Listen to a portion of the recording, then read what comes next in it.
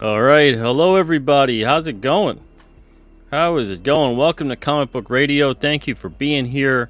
I'm your host, Peter Cimetti. This is episode 199. Tonight, my guest is True Believer. He's been on before.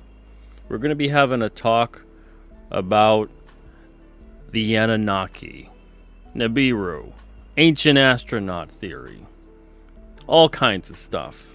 It's going to be a fun Saturday, a supernatural Saturday, an esoteric Saturday. That's what we're doing nowadays on Saturdays. So, no matter what, it's going to be fun. That's the point of this. Have a nice fun conversation about things that might be, things that may be, things that maybe will never be. But we'll have fun. I hope you guys join us. If you do want to join us, you can click the link here that's pinned to the top of the chat. You need a microphone to join. Camera and headphones are preferred. If you don't have camera and headphones, that's okay. But you definitely need some kind of mic device. If we can't hear you, it's no good.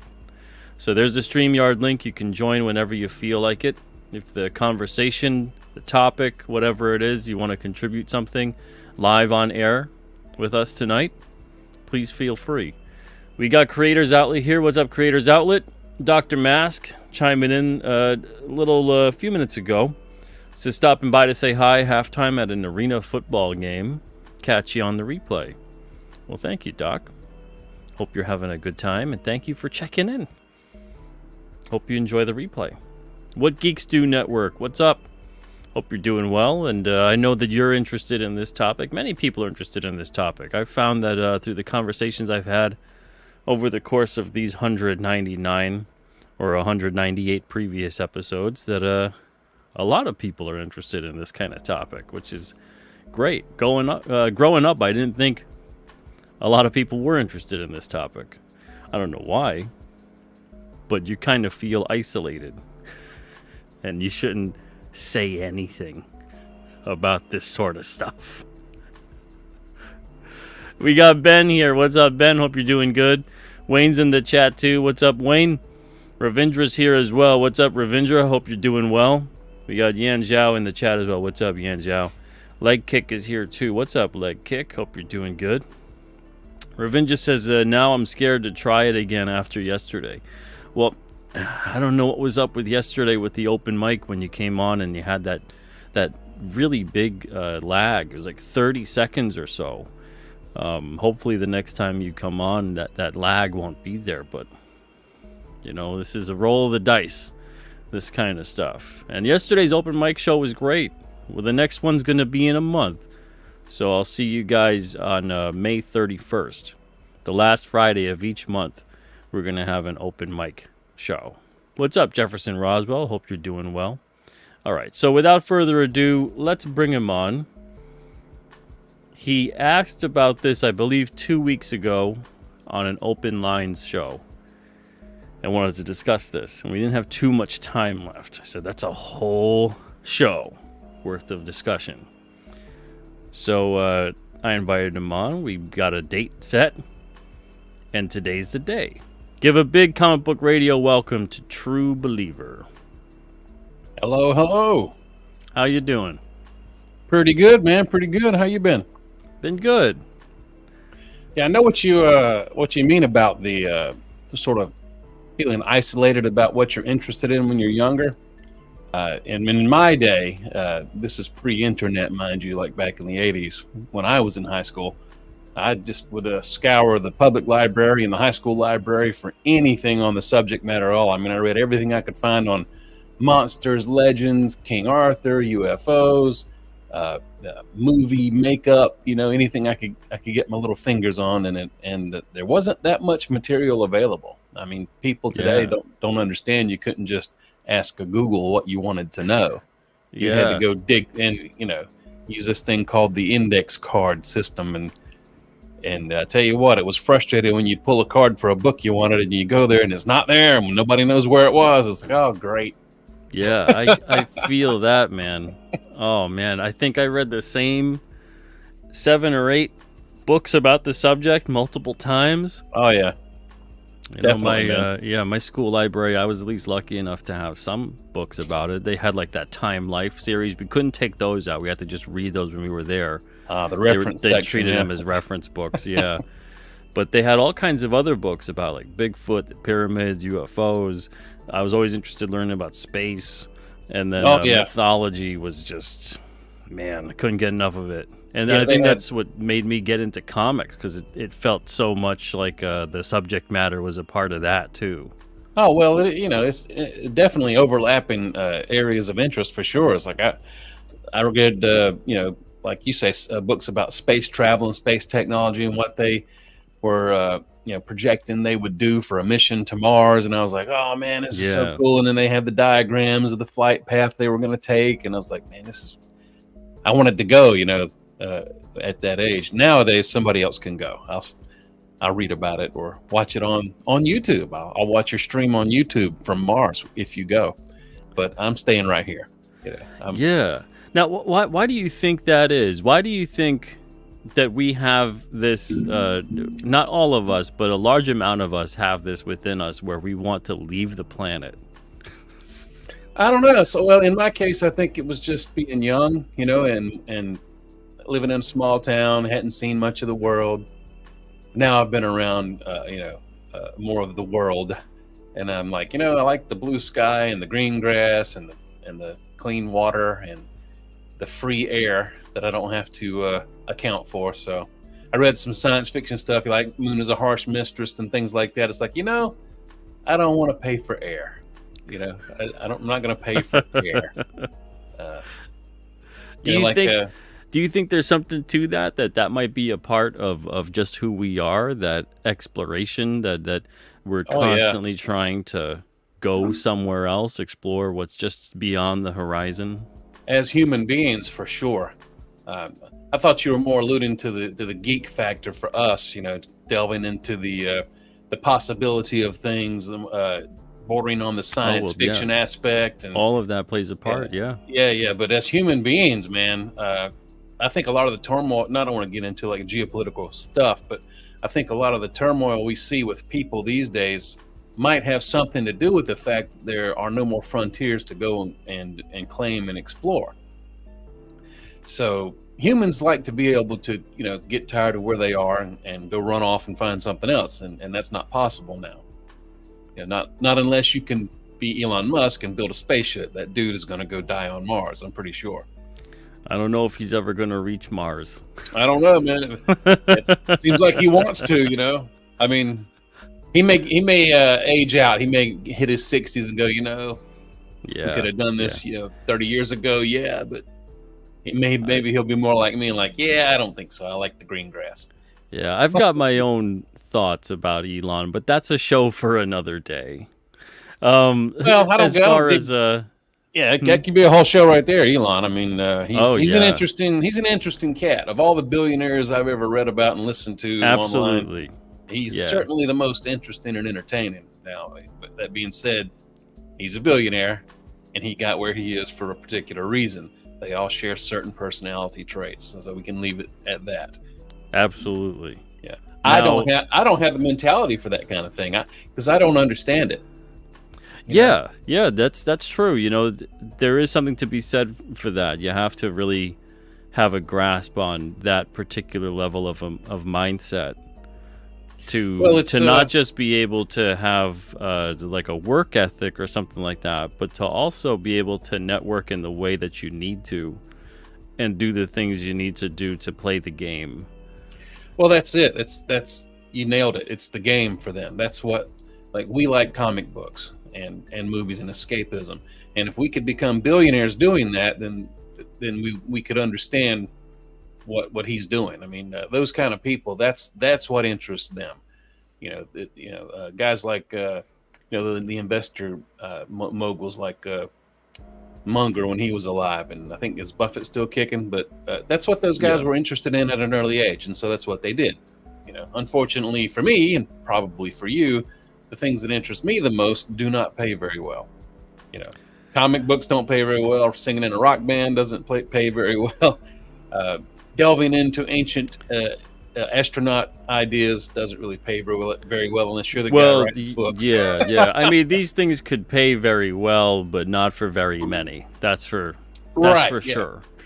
Yeah, the 1% is much less than 1% for these areas. Exactly. Yeah. So I'm really curious. 2 weeks ago or so, I believe it was 2 weeks ago, you came on the show, the Open Lines show, and you had this topic in mind. You wanted to discuss ancient astronaut theory, the Anunnaki, all that kind of stuff, because it interests you. What is it in particular about this topic that interests you? Well, I think it's had a really big influence on our entertainment in particular. As an example, look at the Alien franchise. Maybe not the first Alien movie, but as they made more movies and started giving us a little more lore into the world building that was going on there, I think there's some influence there. You got the guys who are the engineers that go to different planets and seed life on those planets, and for whatever reasons they have. In the case of the Anunnaki, of course, it was to get gold to purify their atmosphere. Apparently, I don't remember exactly what it was the engineers in Alien were doing, but it was a similar scenario, and you see that kind of thing in a lot of movies and comic books, and I'm interested in applying it to comic book ideas. Like, for instance, Gilgamesh could be it's like a perfect first superhero in anybody's world building. Yeah, there's no reason why he wouldn't still be out there. I mean, if the Anunnaki legends are true, Gilgamesh is still out there, right? I don't think they ever said he died, did they? No, I don't believe that they did. It was Enkidu that had passed, right? The one that he becomes friends with. It becomes his best friend. Oh, yeah, maybe so. But anyway, it's like, another thing about it that is so interesting to me is how it seems to be the seminal proto-legends that so many other folklores and legends and creation ideas stem from, Yeah, like the Great Flood story. I mean, there's like the first version of that comes from Sumer, right? From the Sumerians. That's the first recorded idea of a Great Flood, right? Yeah, so we're talking at that point around 2900 BC, 2500 BC, around this point in time, where they have these texts and they have this, you could say, classical Sumerian time period. Right. And everything has apparently been based on, in some way, shape, or form, this story of the Anunnaki, Enlil, Enki, which is interesting because Gilgamesh, again, with his friend Enkidu, it's basically just Enki and then Du. It's a very similar sounding name. And the mythos set up being that these two are brothers, one for, or I should say at least sympathetic to humanity, having co-created it. That would be Enki. Enki going in there and kind of saying, all right, well, let's spare them. Let's, and Leo getting tired of them. When they first create them, they're supposed to not procreate. But then they eventually create ones that do, and they mix with the Anunnaki, and then they also mix among each other, and things get out of hand, and then Leo starts getting pissed off about the whole thing and wants to just kill them all. That's right. Those were the first legends of Nephilim, right? Yeah. When the Anunnaki started to mix with it wasn't there a point in time just before that where the humans had begun to evolve, sort of, or become more advanced kind of on their own, and that made the Anunnaki a little bit nervous? And that's why in a way, because they kind of start. There's still a slave race, which is basically created to serve them, but they kind of start having their own ambitions and desires and wants, and unionizing as it was. So it becomes a situation where you have this one side, this one ruling faction who doesn't like what's going on, the other one that maybe he doesn't feel like what's going on is that great, but at the same time doesn't think that it needs to be, let's reboot, let's wipe the slate clean, let's do genocide across the board. And then it creates that whole situation with the flood and finding a way to save a sect, at least, of these individuals, this race that they've created. And that's the thing that's interesting to me the most, because the ancient astronaut theory tries to make, and some people don't view it this way, but the whole point of it is it's trying to take ancient texts, mythology, religion, all that kind of stuff as literal and interpret it through the lens of scientific interpretation, and saying that could this be possible? Could this actually have happened if we just apply what we would know this to occur, how it could occur? We might never know the why. Science almost never answers the why. The why is almost a reason that's, I think, divine, beyond us, for why any of this is happening, why anything is created the way it is. I think is kind of beyond us. I think we can see how it works, what it's doing. We can have observational stuff. We can get down to the atomic level if we want, but I don't think we'll ever truly know the why.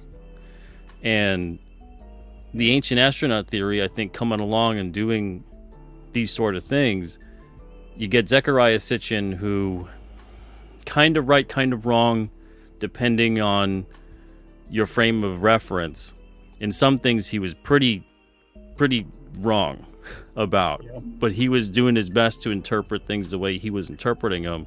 And I think if he was allowed to continue that conversation in a more healthy way with other academics, maybe they could have arrived at something that seemed like it made more sense. But he was kind of on his own when it came to this, because he was treated like a lunatic in some way, shape, or form for translating these texts in the way that he was and interpreting them as saying that these things happened and this is perhaps what they mean by it and how it happened. Interpreting a lot of these things as saying that these various gods, like Nibiru and a couple other things, are treated as gods, but they're also treated as planets. You have Tiamat, you have Nibiru, you have all these things talking about the formation of the universe, the formation of our solar system, all that kind of stuff with these various planets.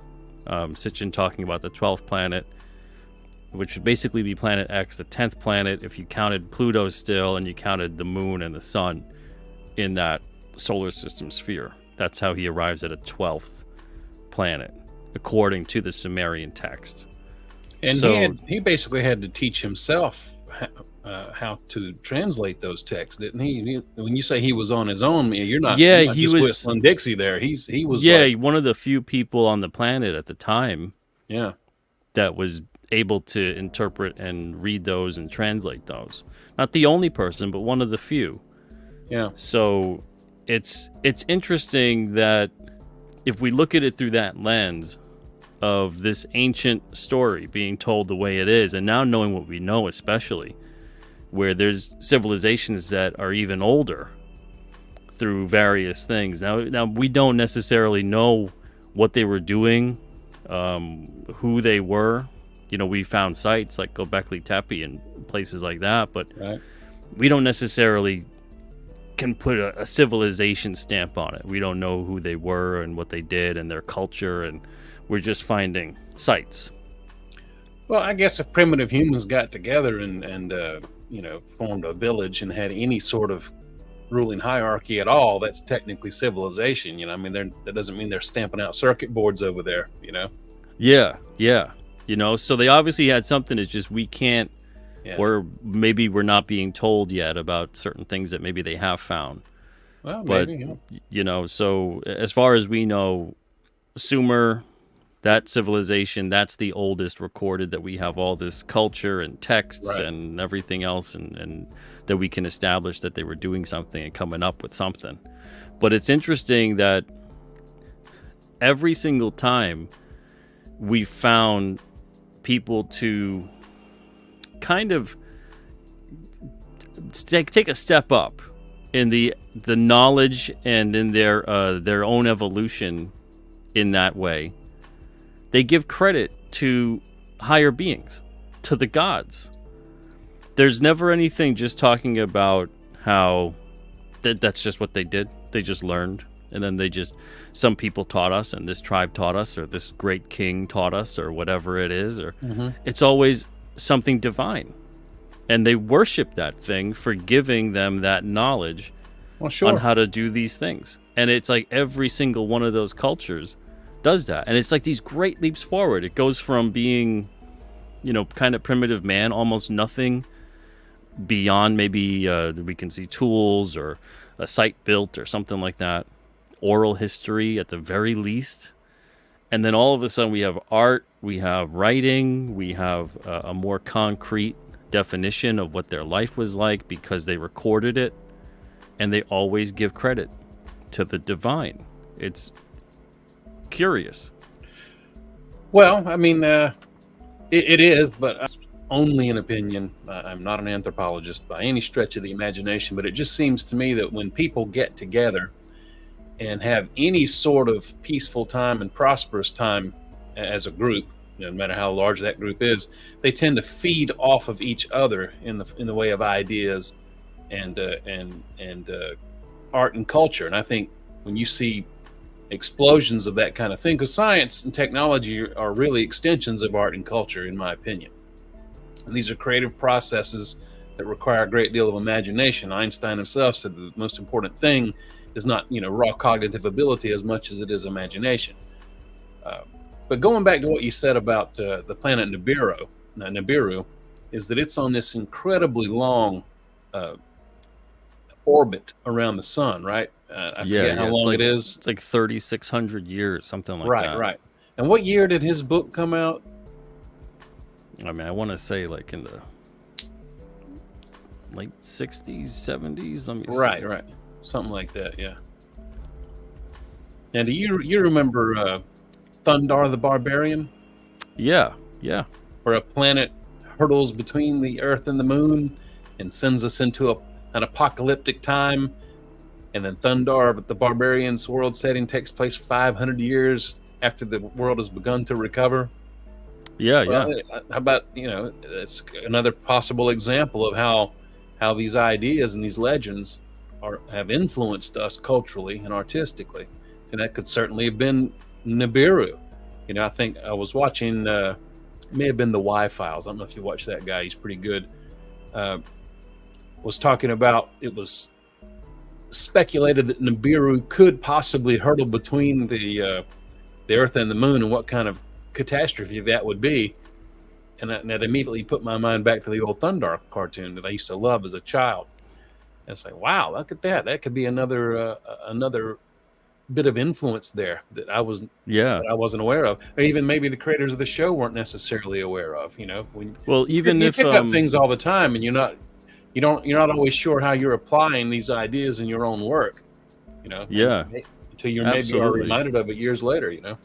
Well, that's the thing too. I mean, if you want to talk about even Nibiru on that level, and I looked it up, 76 was the 12th planet, was published. So even if it wasn't a planet that was having an orbit that would have put it on a crash course for other planets or for Earth or anything else like that, because that's one hell of an orbit. I don't think it lasts that long. Obviously, we even have human recorded history. Nibiru would have come through 2-3 times at this point, and I don't think at all that, and that's one of those things that they're talking about with Sitchin and his interpretation.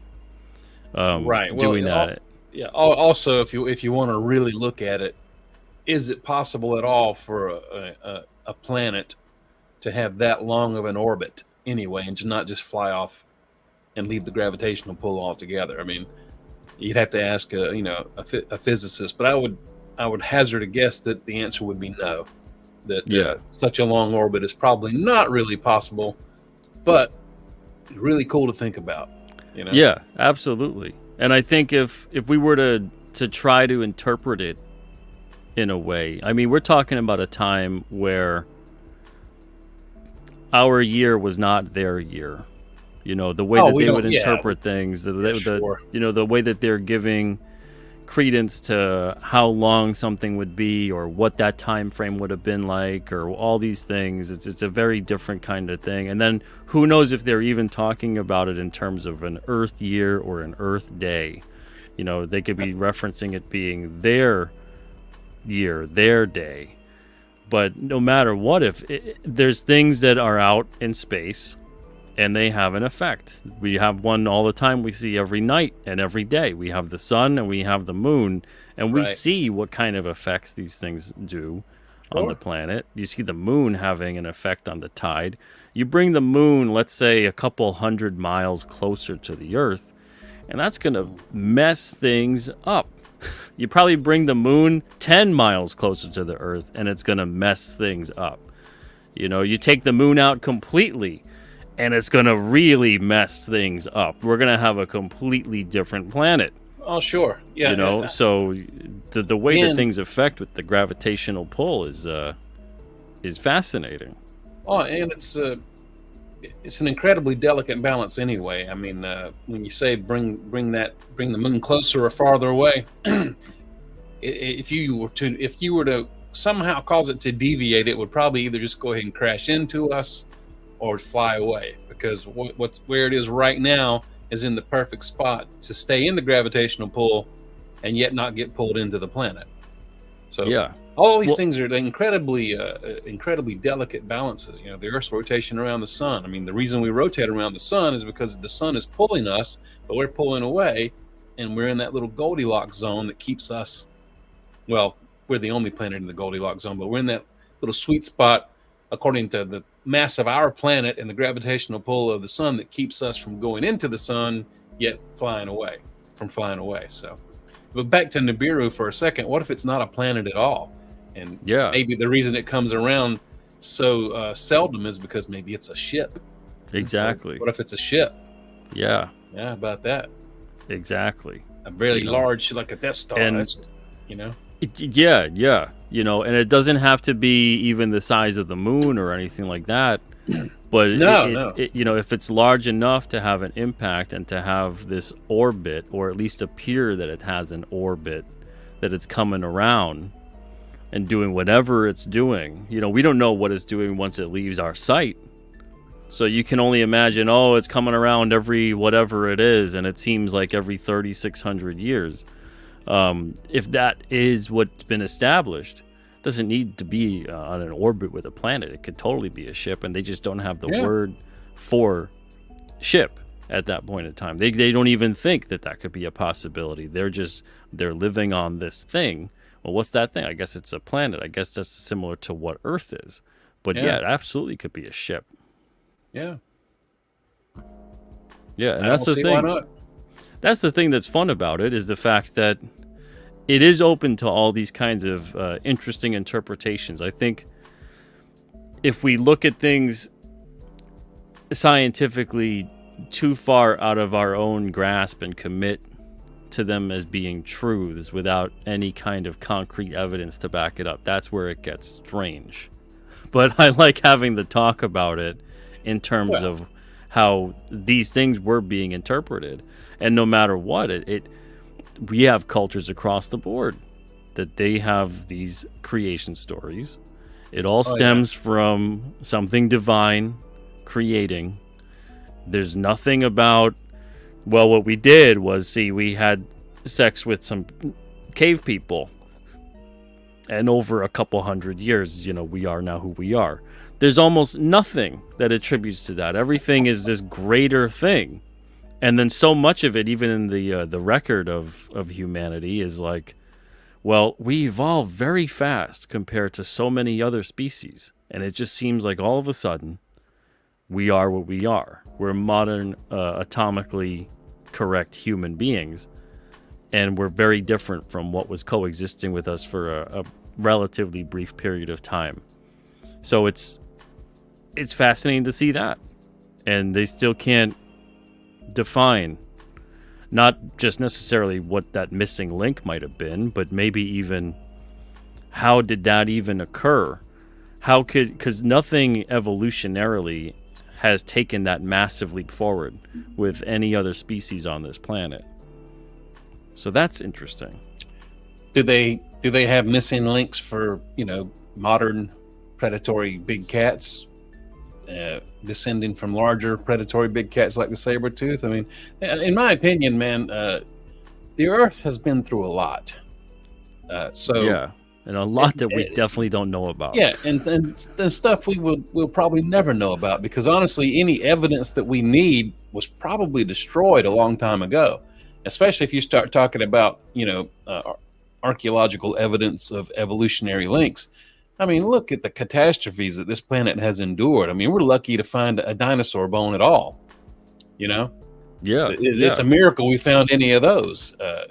We've been bombarded with meteorites and planet-wide storms and all kinds of things, volcanic activity that the likes of which humanity has never seen, even from Mount St. Helens. So lucky for us that was before our time.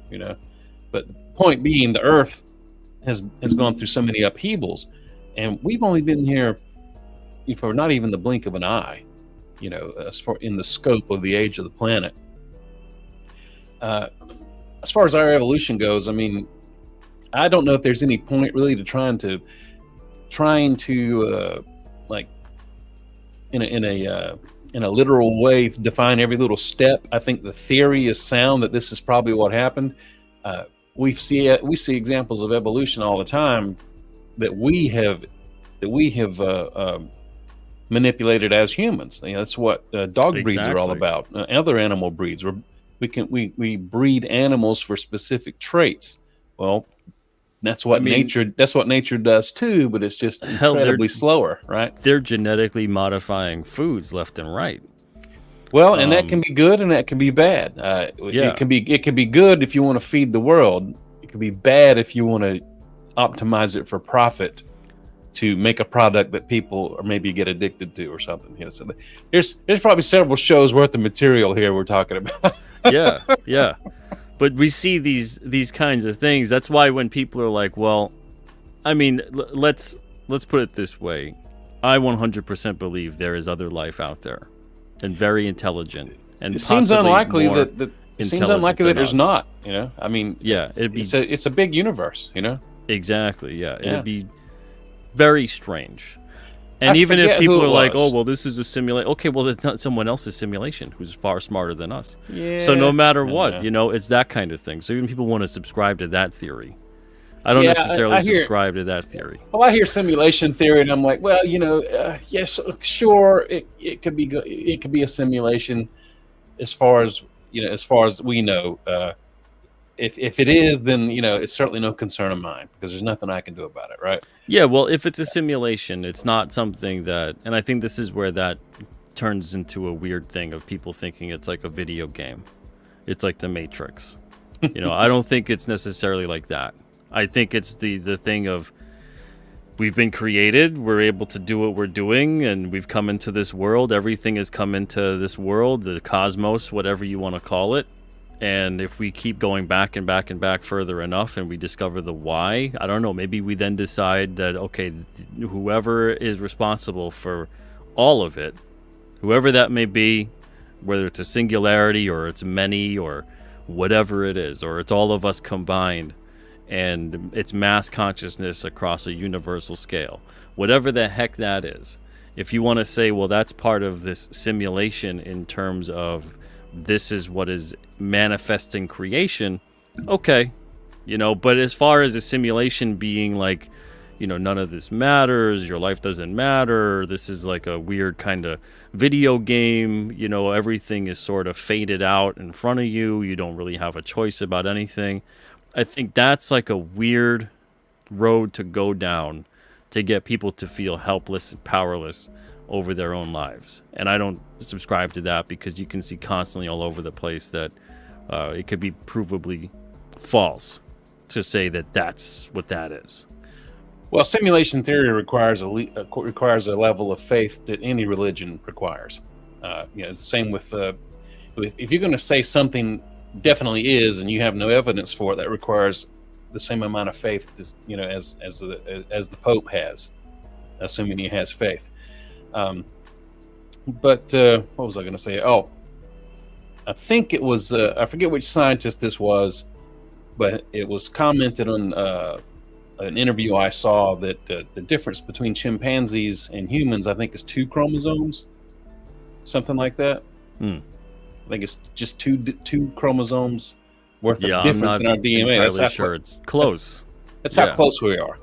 And you see their level of development, and then you see ours.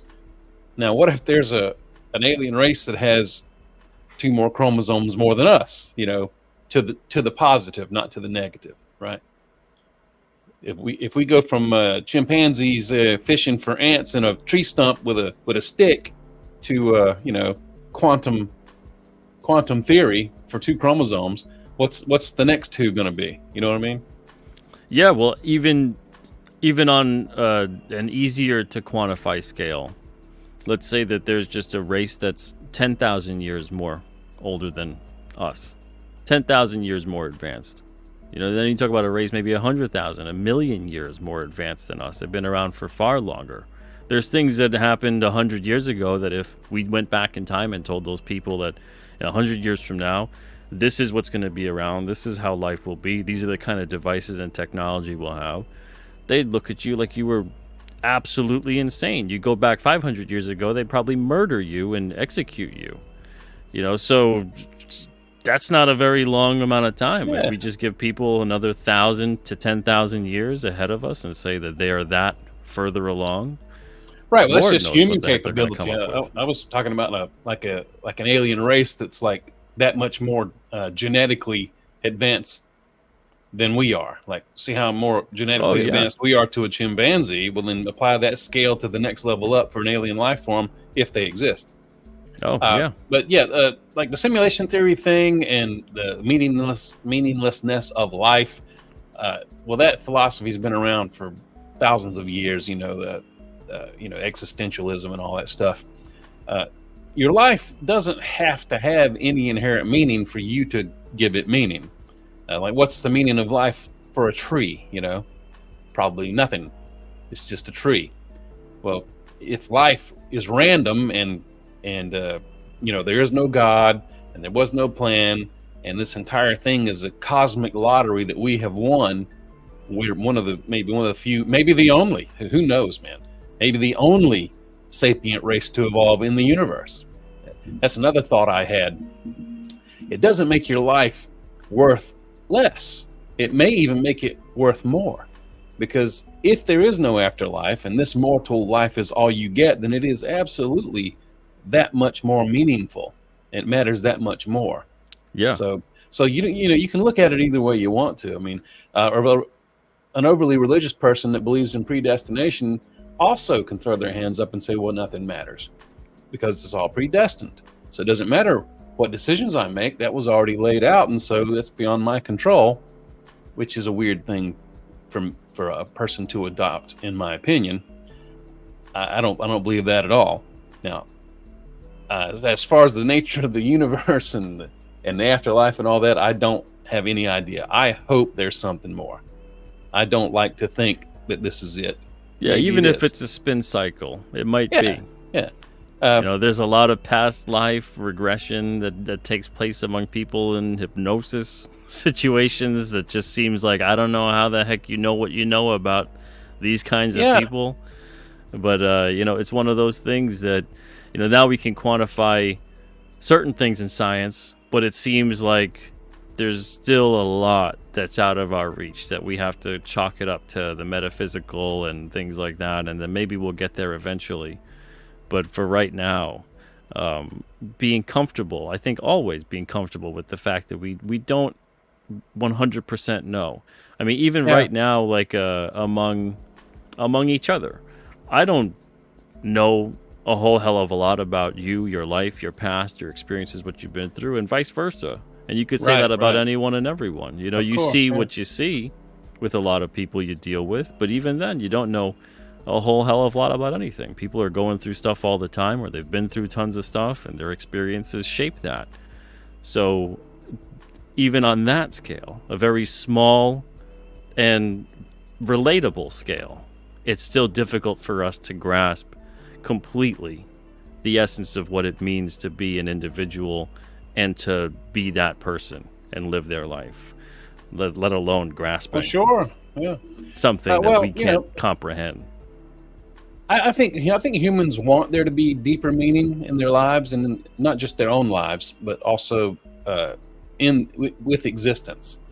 You know, that's why you have, say, flat earthers trying to uncover what they think is the truth about the shape of the earth. And my response to any flat earther would be, is like, well, you know, let's assume you're right.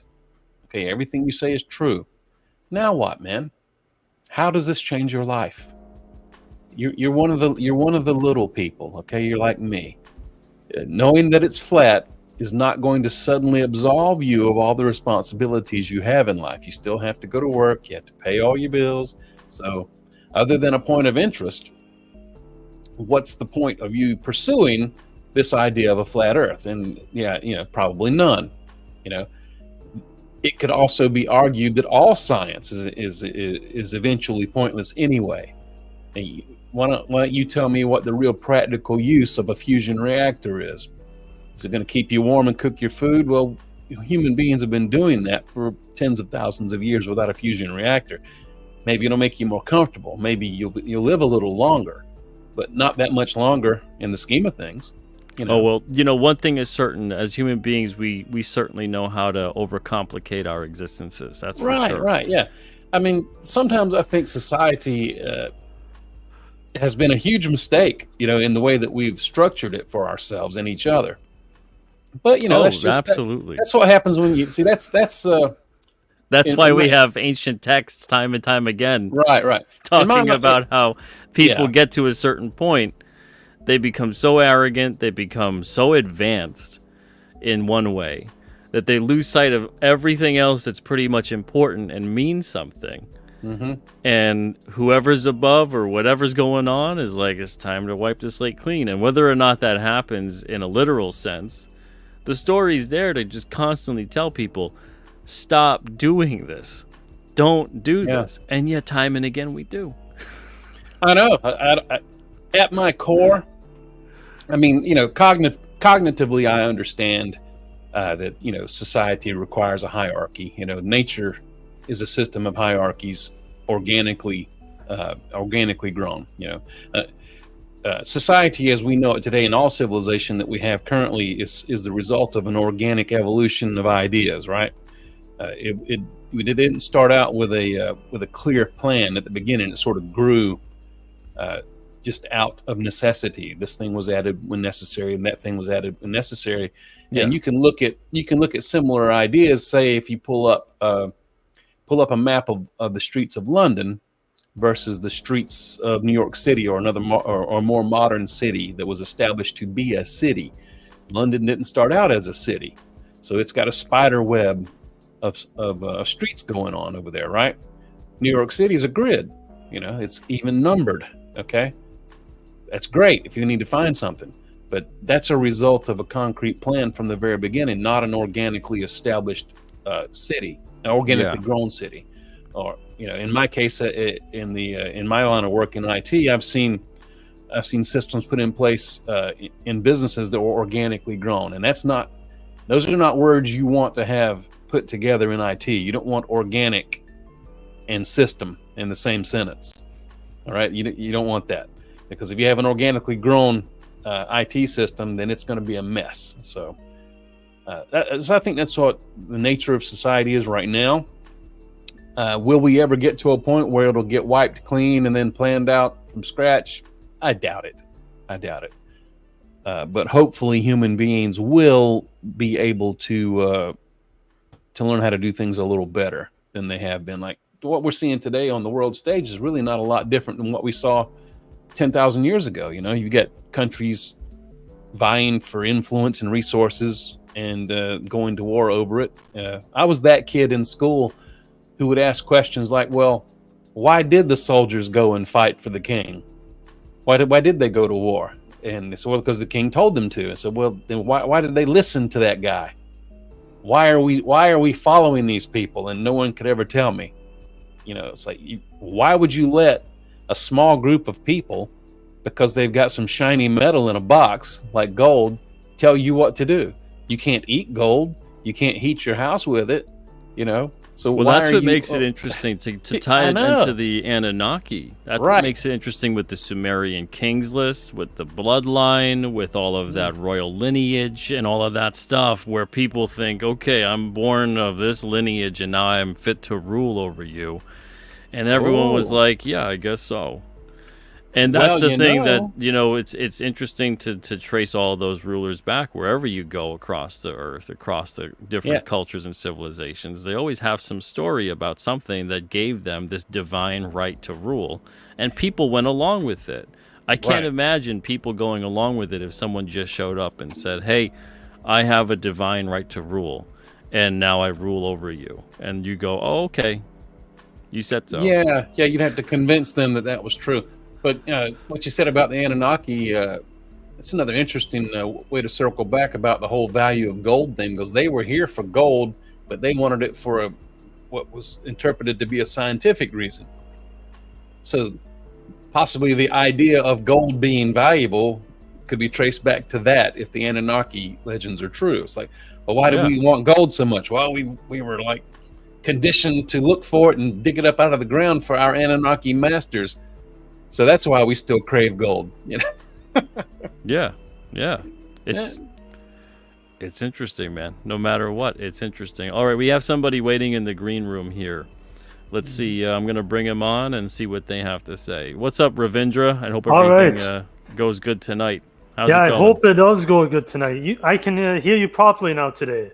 Fantastic. Yeah, good. So I was like, yes, finally. Yes. All right, what's on your mind? Yeah, so you know how we were talking about universe is a simulation and all that stuff? Actually, the Hindus, aka the Vedics, actually talked about this being a projection of the collective conscious of the human spirit. So, because the human soul occupies another plane of existence, so we're actually more or less a higher level functional being, but we're trapped in a three-dimensional space because the Anunnakis are, well, not the Anunnakis, it's more like, you know how the Bible mentions Moloch, Ishtar, Adramelech, and all those guys? Those guys are there to harvest soul. Okay, at the time of the context, it's like they're there to harvest souls so that they can themselves transcend to the next dimension. There's something I like to talk about in the thing, but yeah, point is like the entire thing about Sumerian history or the Anunnaki and all that stuff is that they're trying to escape something. What that is, we don't know. It's like all religious texts indicate they were hiding from something, and then sooner or later God came in and was like, no, that's not how we want to do things. It's like, no, you can't do this to humanity. No, I'm going to reset this shit. That's how you have the genetic, all ancient religions talk about humans being genetically modified. And then after that, God came in and it's like, nope, not going to do this crap again. But then what is God exactly? So then I was part of a university. When I was in university, my professor brought up some interesting piece of text that wasn't exactly brought up again in any known institution. So you know how in the ancient Hebrew text, there's a being called Yahweh. That would be associated to the name of God. But this one text indicated it referred to a city. So then who was the guy behind the city that caused this to actually be, okay, God is a scary guy, but then Yahweh is a city. So then you got to wonder, why is this not talked about as much as anything else? And why is it not revealed to the public? It's it was just something I thought I should have brought up. It's there was some guy called God, and he was there to make sure no, Anunnakis cannot do this shit anymore. And it was like, yeah, we had Babylon Okay, well, happen. in the realm of that, could we hypothesize that that could possibly be another kind of what you would refer to as an Anunnaki, this higher life form, this higher being? Could that be something It could that be. was either warring? Maybe that's the thing that the Anunnaki were fleeing. You know, whatever it is, it's interesting to see how throughout the course of a lot of different cultures, the thing that often wants to help humanity and is sympathetic to humanity, wants to give humanity knowledge, wants to free humanity from the control and the confines of some other being, is then villainized. Yeah, that's kind of it. And so that happens a lot throughout various cultures. So it's interesting because I don't know if there's an inversion of these ideas, and that it's turned into like this massive PR campaign essentially used against these kinds of beings that were sympathetic to humanity, or that those things kind of enabling us to have this knowledge that it really was a bad idea. And we really shouldn't have this kind of knowledge because we don't seem to understand. We're not mature enough and responsible enough, it seems, as a species, to be able to properly use that without killing each other and the very planet that we're on. Yeah, you know, and not in not in like an isolated thing. There's individuals I think that do amazing things all the time and have a good heart and a good mind about them. But it seems like we are prone to being thrown into fits of mass consciousness where we start aligning into mass psychosis. Yeah, this is also another thing that goes into something. This is metaphysics. So, I mean, like, I read into a lot of really strange stuff, but hear me out on this. This may sound a bit crazy, but what happens if I told you that the balance between good and evil is only because God himself is also, like, you know how there's like God is Alpha and Omega, the beginning and the end? There's like, God is full of evil, he's full of good, and he's trying to, and you know how like they always try to say in the biblical text, like Adam and Eve committed the first sin. It's like, what happens if Adam and Eve is an allegory to what God is, to what God the sin was, which was to not trust better judgment according to his own soul, to his own being, because I don't know. Well, there's a lot of metaphorical and I think literal ways we can interpret that story, among many others that are very similar too. Even the word Adam is, you can trace it back to Sumerian usage. You can trace it all over the place to establish being used as the first man. Yeah, what was that name of the supposed first man that the Anunnaki created? It was similar to Adam, right? It's very similar to Adam. Yeah. But two examples that came to my mind about the villainized, sympathetic entity to humanity. I know there's probably lots more. Of course, the serpent in the garden, right, and Prometheus. But there's probably tons more examples, throughout legend and history of that kind of thing. So yeah, it's an interesting point for sure. Yeah. Now, Ravindra, you had come on and you were talking in the back room about simulation theory not being a doom and gloom proposal. Did you get to that? Oh no, I think I got to sidetrack from that. But let me just summarize quickly what I was trying to go for with that. You know how like people are saying nothing matters, all this stuff. But think of it like this: you are connected to everybody else on this planet. There's a reason why you're like this. Like, all your actions affect other people. It's like that's in itself is a special thing. And it's like, if you consider reincarnation being like we're all tied to this one entity, then it's like you don't have to think that you were meaningless. Your life may be meaningless now, but perhaps you may meet someone that you may inspire, and then maybe that's your purpose, and then maybe you inspire more people as a result. It's like a feedback loop of sorts. Well, it's like, I help you, you help me. If you help me, someone else in the world is going to like feel the repercussions of that same hurt. It's like a cause and effect, a karmic cycle. Absolutely. And I think that's why throughout time you'll see moments where the powers that be seem to want to distract as much as they possibly can from everybody getting on the same wavelength and using that mass consciousness in a positive way, or in a way that is maybe antithetical to what those powers that be want to accomplish. Yeah. Even right now, I think you can see that if everyone was focused on something positive and peaceful, we would have that which we desire. But if we're all focused on fear, and we're focused on the end, and we're focused on distrust and hate and all these other things that are far easier to give into, then that outcome is what occurs.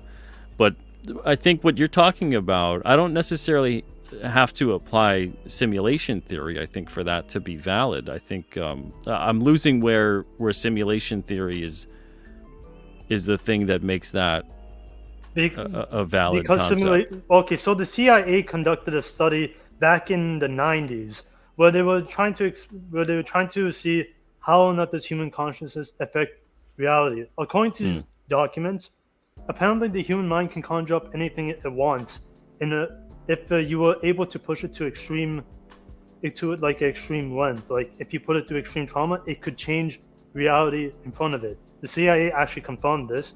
And if you look into the story of Siddhartha, so the Buddha, he was able to achieve levitation by achieving true enlightenment, which was an emptiness of thought, emptiness of mind. So it's like, what I'm trying to get at is like, if the universe was not a simulation, you would not be able to do any of this because your mind should not be able to affect physical reality. But instead, this is the opposite case that the CIA found. So it was something interesting that I just needed to bring up. I think that should be it. Well, another possibility besides simulation theory, if all those things are possible and true, which I'm not saying they are, we don't know for sure. Yeah. Another possible explanation, just as credible in my opinion, is that magic and the supernatural is real. Okay. Yeah. So that's also another equally valid explanation too. It's like, yeah, and it's a multiple. Well, because when I hear simulation, what I see is this, and I think this is the word this is where I think maybe it's not the right word, and we keep using it. A simulation is run by someone else to test a desired result. So if that means that someone else is running the show and is trying to achieve a certain result. Let's see what happens when we do this. That's what that would basically be. Us running a computer simulation, we're trying to basically play in the sandbox and yield a result based on that. When I'm creating stories, I'm running a simulation, essentially. So something is out there, whether you want to call it consciousness, God, etc. You can run the gamut. That if you trace it back long enough, there is that why. You get to the why. Why is any of this happening the way it is happening? Will we ever know?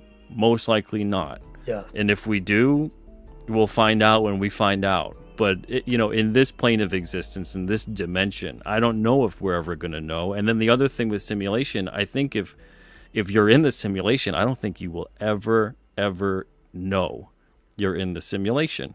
No, and even I don't if you think did, you'll you even can't get have. out. Yeah, I don't think. Can't leave the holodeck, man. Yeah. Come on. Yeah. Can't leave. I wish I could just escape. It's like, So just if we're take me. like a hyper advanced AI, essentially, Yeah. But where would you go? I don't think we would ever gain that level of sentience to realize that we are in this simulation, because the moment that we do is the moment that we then find who is running that simulation. So until then, it's us using a concept that we ourselves play out very often, and saying, well, what if someone's doing that to us? And I think that path of thinking and using it down that road is a dangerous one, and it is advantageous to those who would like to use it that way. But if you don't have a healthy sense, if you don't have a healthy sense of humor, all of this stuff is terrifying. Yes, I saw absolutely. I saw really fun. I wish I could remember this YouTuber's name, but he basically does like game skits and things about what happens in video games when the player's not there and stuff like that. I've seen this stuff. One really funny one is that the guy quit playing the game but didn't delete the save, and so they're just all hanging around waiting for him to do the next thing. And finally, this one guard's waiting on him to come back and talk to him again to complete a quest. And then this other guard walks up and says, "What are you doing, man?" He goes, "Well, I'm waiting for the hero to come." It's like, "Hey, he's not coming back. Just do whatever you want. That's what we're all doing. Yeah, we're going to just enjoy ourselves until he gets tired and deletes the save, I guess. However long that is. So I guess what I'm trying to say is, if this is a simulation theory, we are in a simulation, it may not necessarily be technological. It could be cosmic on scale, like magic, supernatural. Yeah. But either way you slice it, you better hope the good Lord doesn't get tired of this save game and start another playthrough. It's like, okay, time to go back and fix some stuff. I may be an NPC, but I kind of like being an NPC. Being alive so far has been quite a bit of fun for me. So I really, don't want it to wink out for nothing. Yeah, I'm pretty sure if he comes back, it's like, please, for the love of God, I like my life as it is. Do not. Yeah. Right. We're all running our little side quests over here. Yeah. Absolutely. But yeah, it's no matter what, it's an interesting conversation. But what I always try to veer away from, and it's something to what even Trek is saying. However, our understanding of truth can never be more than an approximation, and it is kind of true.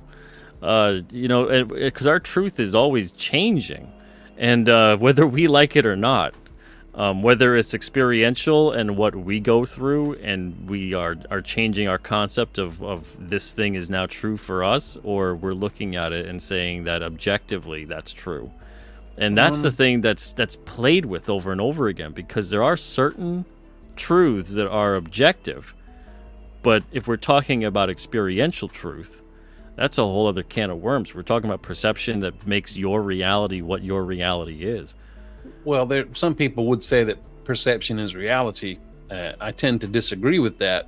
Reality is reality, and the truth is the truth. It doesn't matter, what your understanding of it is. If anything is changing or evolving, it's our understanding of what is true and what is real and how things work.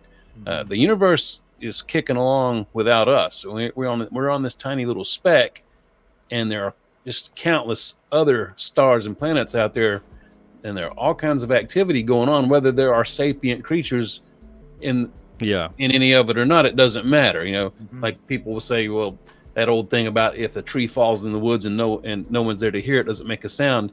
Yes, it does. It does make a sound. Because kinetic energy makes vibration, and vibrations are sound. So of course it does. That's why I hate the whole Schrodinger's cat thing. It's like, the cat is in the box, let him out. If that's particle physics. That's not gonna be. It's crap science, in my opinion. Because if those kinds of ideas have any merit, then right now we four gentlemen are the only things alive in the universe. And everything outside of my office does not exist. Imagine you close your eyes. The world does not exist. And you only exist on my screen. So how do you feel about that, Ravinja and Pete? You're just images in my simulation. So exactly. I don't subscribe to that point of view at all. The reality is what it is without our viewing of it, our perception of it. Our understanding of it certainly can evolve and change, and it has over time. But bear in mind how young we are as a species. We haven't. Come on, crocodiles and alligators are older than us. Yeah. They haven't changed. Oh yeah. Yeah, they've been. They were. They watched brontosauruses walk through swamps. Okay, that's how long that species has been here, and that's another thing about evolution. It's not always an advancement, though, as we understand it. That the alligators and the crocodiles have not needed to evolve. That organism was perfected millions of years ago. So that's a perfect specimen right there. That design is flawless.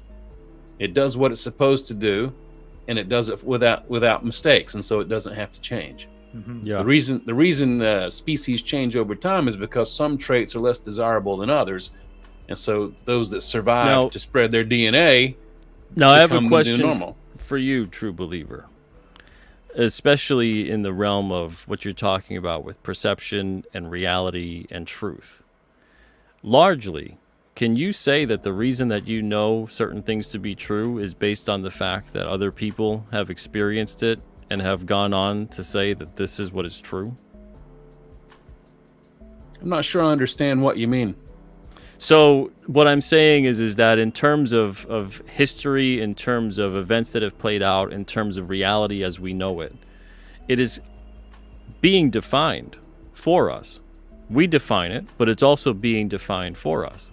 Mm-hmm. So when you combine our shared experiences and our shared consciousness across the ages, across all of history, all of the time that has passed, a lot of that, of what we know to be true, of what we know that if I say that this is a Sharpie marker, you go, yes, it's a Sharpie marker because it has been defined as one. Mm-hmm. But if in 10,000 years from now the name is off of this and I say that this is a pencil, we call this a pencil now. Now that is also true for those who live in that time period.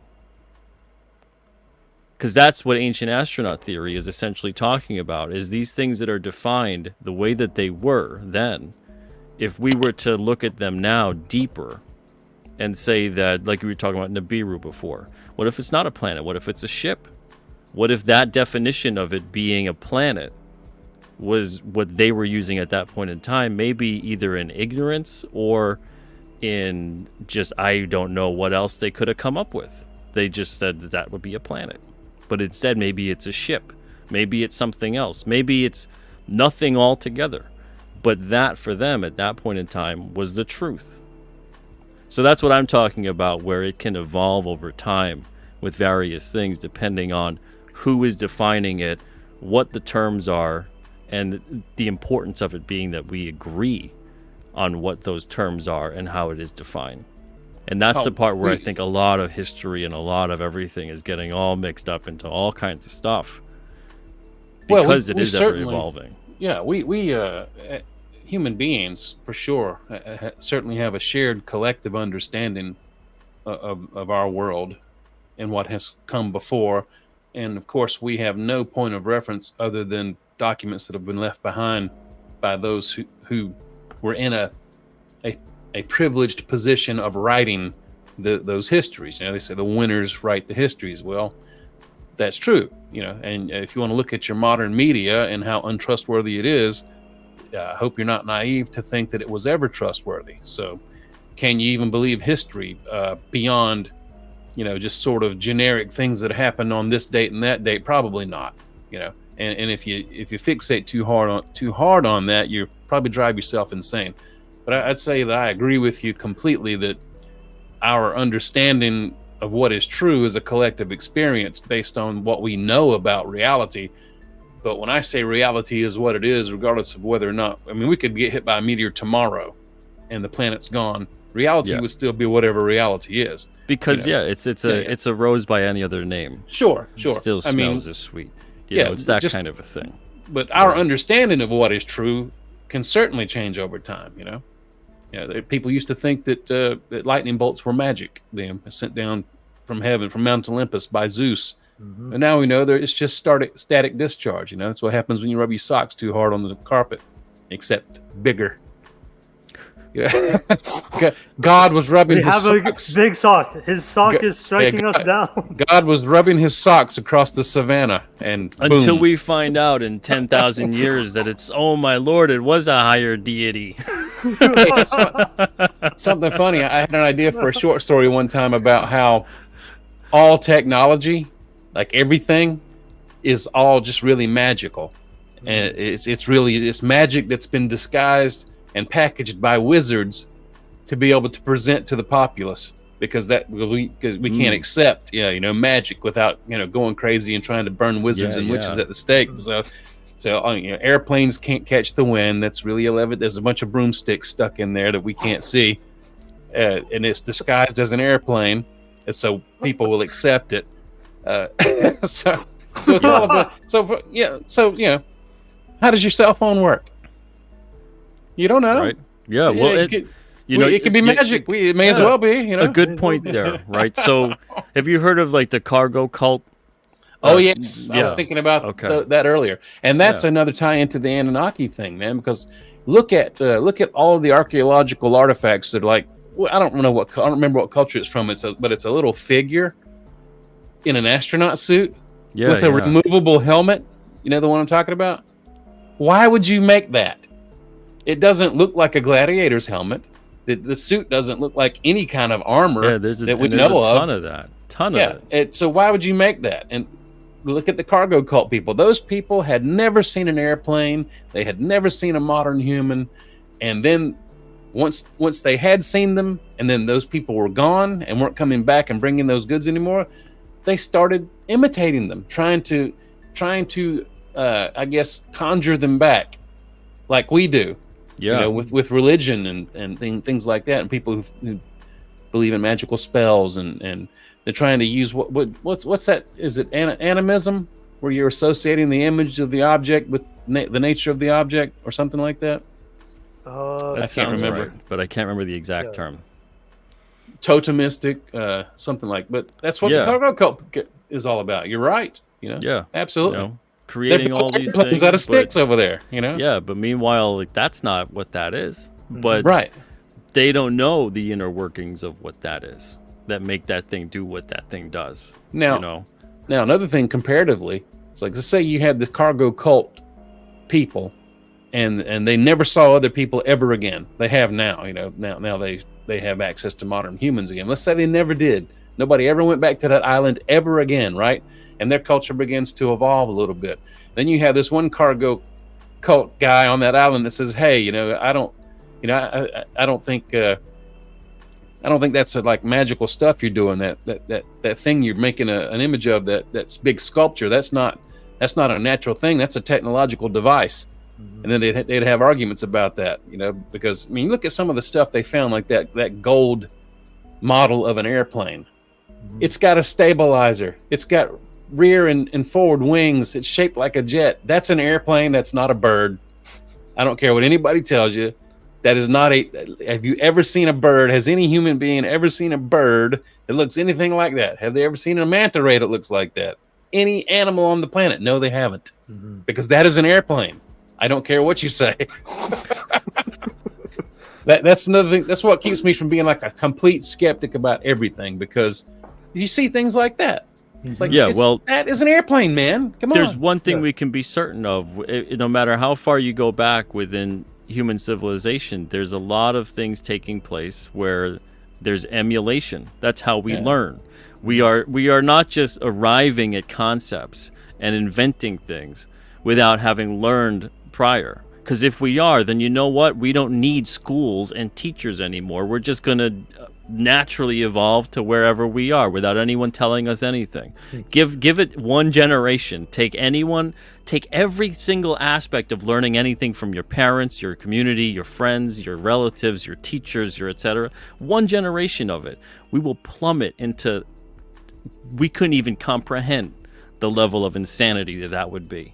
Yeah, So we that- have to learn. We have to be told. We have to not just experientially learn, but we have to actually be told, this is how you go about that. This is what this does. This is what this is like. We have to be told language. We have to be taught how to read. We have to be taught how to communicate and how to behave and how to do certain things.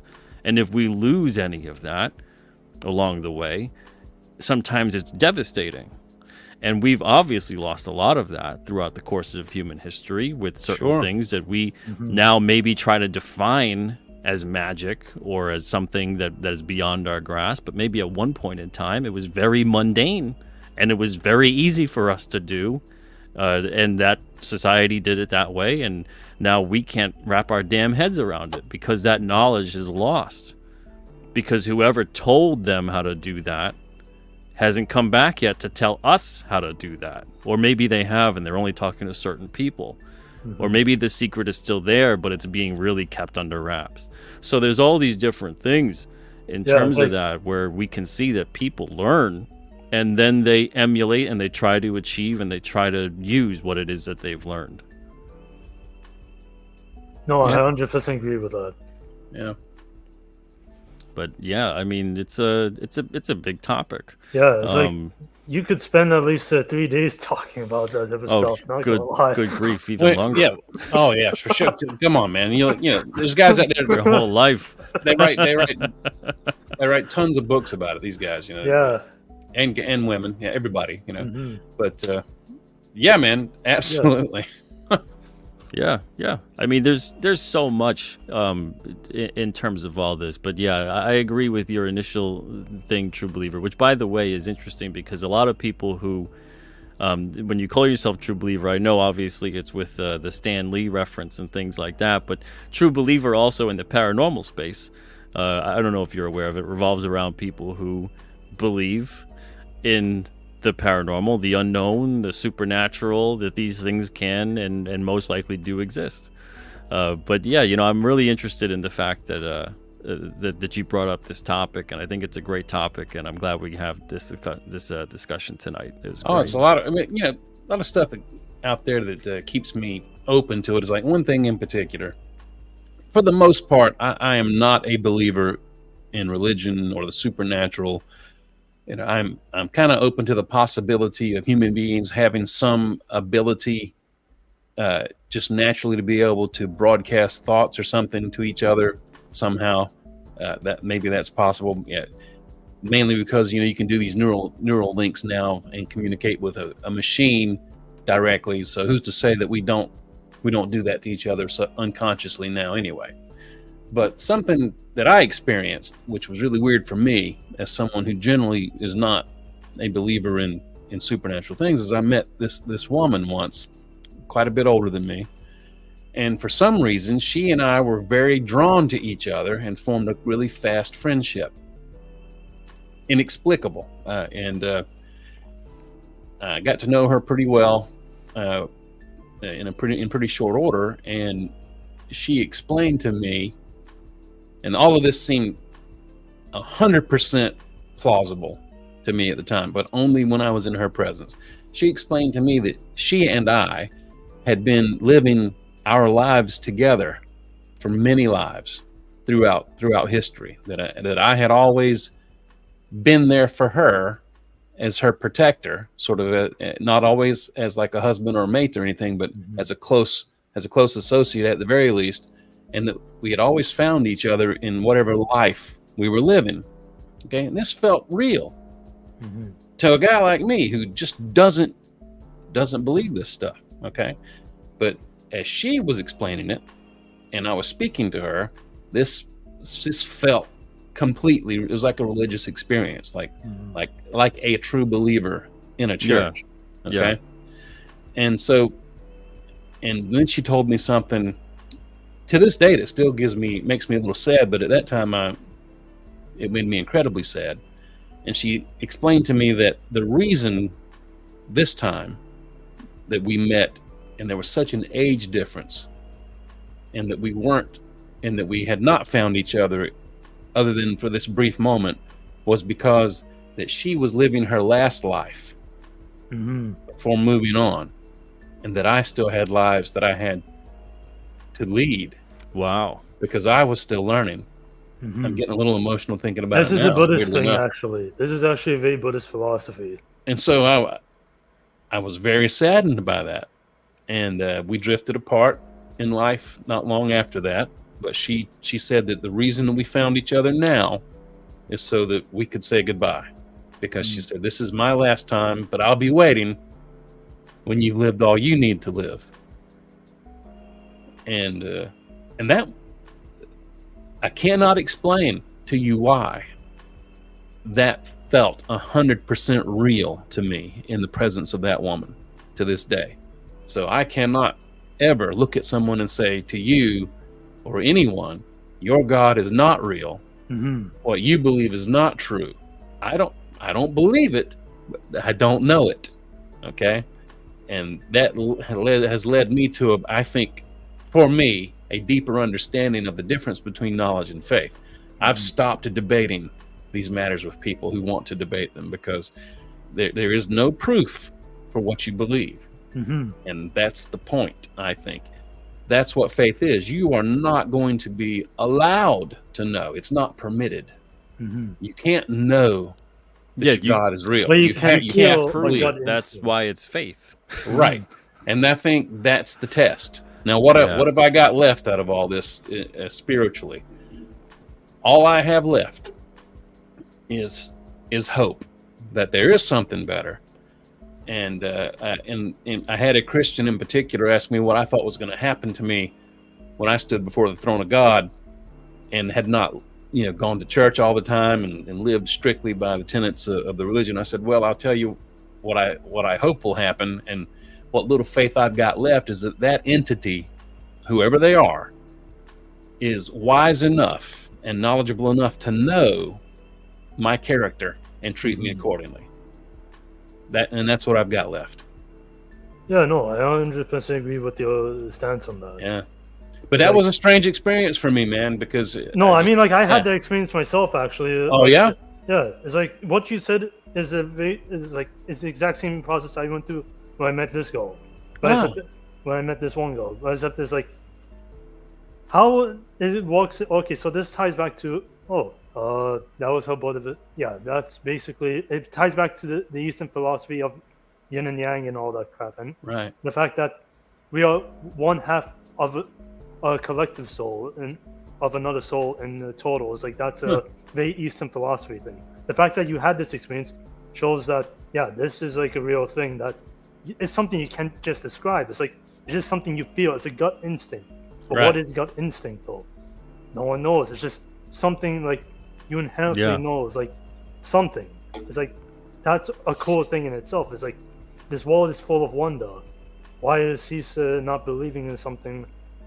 You don't need a religion to believe in God. It's like I'm agnostic, but I'm Hindu. It's like I'm in a Hindu family, so it's like, but I'm agnostic because I don't subscribe to the model it gives. But there are concepts that I find interesting and stuff I live through. It's like you are an example of that. So it's like, it's always cool to keep an open mind. It's an experience I can't explain. I cannot explain it away. Yeah. I have no explanation for it. Yeah, man. It's like, it's just I hear you. It's just cool, man. It's just cool that this. I'm sure a lot of people have had experiences in a similar way, where it just hits you. It just, if you didn't experience that for yourself, it's very difficult to explain. And it's like, if you don't know what that feeling is like in that specific instance, in that moment, whatever that is, it is near impossible to explain in a way other than just, I know what I felt. And that's the thing that's interesting about all of it, is because going back to what you were talking about with consciousness and shared thought and all of that, kind of like a telepathic sort of thing. This is just resonance. This is just frequency. If we want to get scientific with it and make it mundane and not as fantastical, this is stuff that is being proven more and more every day and being broken down. And so, if you want to tap into that kind of aspect of it and really get down to the nitty gritty, we are just energy. We are frequency. We are resonance. So once you start vibing with people, we have all these words, we have all these expressions to get the point across without knowing how it works or why it works. But there's a multitude of them. This thing gave me bad vibes. Your gut instinct. You're talking about that before. Dude, I've been in the presence of people that I had to leave the presence of. Yes. It's very suffocating kind of experience sometimes. Or you're around people who fill you with energy and joy just being around them. Yeah. Totally, man. So to completely dismiss that side of it, is doing a great disservice, I think, to all of us and to the further exploration of what that means and what it all means. I think we gotta reserve some awe for all of this, and not feel like it all is this kind of trite experience. There's some fantasticalness to this. I don't think there's any way to say it's trite or trivial at all. Anyway, regardless of what is true or what's not true. It just maybe as my final thought. I know we're getting kind of long in the show here, to throw out there to you. So what if none of this is true, okay, if there is no afterlife, if there are no gods and no aliens, and we're it, okay, let's just assume. Yeah. Okay. And yet, still, we have these thoughts and these ideas, and we have created so many of the things that we have created, and we have speculated so many of the things that we have speculated, and just throw into it for a little bit of spice all of the fiction and all of the art and the culture and the technology that we have invented. Because if we're alone, then everything you see is because of us, that we have pulled out of the earth, that will one day go back into the earth. Yeah. Okay. If all of that is the only truth, and there is nothing other than just us as basically hyper advanced animals, what does that say about the incredibly powerful nature of a natural sapient brain, whether it's a human being or another species? What does it say about the kind of mind that a sapient mind has, that can create all these things and question itself so completely, in the absence of anything outside of itself? So I don't know that that's what is going on. I hope not. I hope somebody's driving the bus, but I think the idea that someone is not driving the bus does not terrify me maybe as much as it would have when I was much younger. I can put a mental image of this right now. Oh my goodness. I think that's the thing, right? Is that we're all kind of looking for some kind of answer, whether we want it to be quantifiable in science, or we want it to rely upon a belief system and faith and whatever that may be. I think the true answer lies by taking both of them into account. Yeah. And they are one and the same. But we just maybe aren't there yet. We're just not on that path yet. But I think that's a really interesting concept, is to say, with what you're posing, to say that, okay, say none of the fantastical as we know it or as we want to know it exists. Like, man, that is truly almost inconceivable. Yeah, isn't what it? we are. Yeah, it's almost easier to believe in God, right? Right? Yeah. Seriously. I wish that I could. I mean, I one thing I did express to well, again, in my area of the world where I live, it's primarily Christians that I would have these kind of discussions with. And I tried to make them understand that my lack of faith wasn't a choice. Okay, I tried to make them understand that I didn't choose to not believe. I said, listen, it's like a disability almost. Okay, I'm not capable of it. All right, I want to have that faith. I've met other people that have it and seen how it's affected them in a positive way. I've also seen how it could affect people in negative ways. You can put any kind of spin on anything that you have in your life, but I would love just to be able to abandon my thoughts and have that total faith, But I don't have it, so there you have it. And that was probably that same person I told that what I would hope is whatever being I find myself in front of in the afterlife knows me well enough to treat me accordingly. So, yeah. Well, and that in and of itself is an interesting premise, because every individual believes in something different to a degree. Even people who believe in the same thing, like, I mean, honestly, I haven't met many people who've even read the Bible cover to cover or whatever it is in terms of the religious text that they are subscribing to. I'm not passing a judgment or anything on those individuals, but there's a lot in these texts, and there's a lot that's been omitted and revised from these texts. Yeah. And these texts were also written by human beings at one point in time, revised by human beings, translated by human beings. There's been a lot obviously lost or adapted or changed or whatever throughout that course of history. Sure. So the fact that we have a lot of individuals that you could even believe in something or like something or whatever it is, let me make it like it's comic book fandom. So we could all like, let's say, one specific company. We'll say everyone likes Marvel, right? Doesn't mean that you all like the same characters. Doesn't mean that you all feel the same way about each character. Doesn't mean that you all know all the stories. Most people probably don't know all the stories. There's probably not one single person in the entirety of existence that is aware of what has occurred in every single one of those stories. But yet you all have a feeling about something or whatever it may be. So there's all these kinds of things, these kinds of thoughts, and that's the thing that I think is so interesting and so fascinating, is because of the fact that if there is a divinity involved, if there is something that's higher up involved or whatever it may be, and people are following and subscribing to that for whatever their belief system is, their morality, their this, their that, it doesn't invalidate that. It doesn't invalidate those things that are near and dear to you. And the same way that another individual might feel the exact same way, but not have that same belief system that you may have. Right. It's that's why I think it's so important for all of us to kind of look beyond that and realize that in some way we're coming full circle back to, we're actually talking all about the same stuff. Right.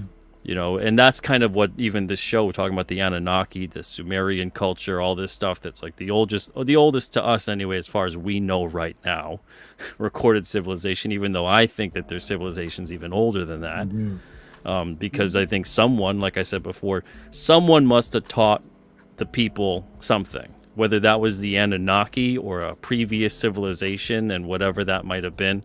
Someone needed to pass down that knowledge, and then someone probably taught them and taught them and taught them, and we can go back and back and back and see what the hell it is. Where that all leads to, I have no idea. Right. But we all are learning from each other. We're all learning from what we're doing all the time, and hopefully having these conversations. And I think that's the most important part. God forbid the day occurs where we decide we don't need to have any more conversations, and we reach a point of supreme arrogance where we know all there is to know. We don't need to entertain the possibility and the idea of talking about anything anymore. That's how we get war. That's how we get the worst things possibly imaginable. And look at how things are going now. It's like, people are unwilling to listen to each other to the point that it's a cause of knowingness, essentially, at the end of the day. It's amazing. It's amazing to me that we're still basically the same as we've always been. The more things change, the more it stays the same. I will say also to your Marvel and DC analogy, those may be your comics that you read all the time, but just because those are your comics doesn't mean that Alterna does not exist. Yes, thank you very much. Thank you for not making me very self-serving with that, because it exists. It was tempting for a while. It's out there. Go it's there. Out there. You just have to reach out and grab it. And unlike other esoteric things in the multiverse or whatever you believe in, you can get your hands on them. So go and you get them, because King Cryptid is real. I believe in King Cryptid. Thank you, man. I appreciate that. King Cryptid is our king. That's a good way to end the show tonight. Yeah. Everybody in the chat, thank you guys so much. I love the fact that everything here, this is a very heavy topic, and we got into a lot of different heavy topics involved, but everyone in the chat, thank you guys for your discourse and for the fact that no one got into like some kind of insult fest or anything along the lines with each other or with us or anything like that. This is a place of love. I love all you guys. I care about you guys. I hope everybody's out there having a good life. Whatever the hell is going to happen to any of us, I hope it's a good one. I hope it's something good. And let's just keep being good to each other. And that's the point of it. And the reason they're all so civil, Pete, is because the Alterna readers are the most intelligent comic book fans on the planet.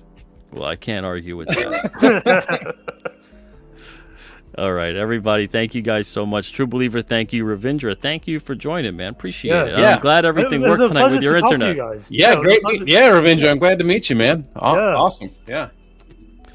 Fantastic. I mean, thank you guys so much. I actually had a conversation like this. It's like, oh my goodness. It's like, finally, people on my wavelength. Terrific. I'm glad to hear that, man. That makes me happy. All right. Well, I'm going to have to say goodbye. This was a great one. But, every Saturday we're going to have similar conversations to like this, explore esoteric type topics. And hopefully you guys are here for that if you're interested in it. I'm always interested in this stuff. That's what gave birth to King Cryptid.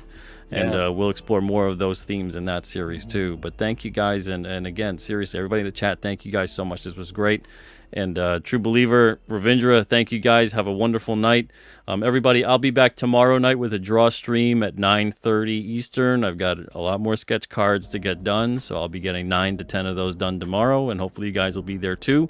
But until then, everybody, have a wonderful night and an even better tomorrow. All right, see then. you guys Take care, soon. guys. Excelsior. Excelsior. Absolutely. Thank you, All Pete. right.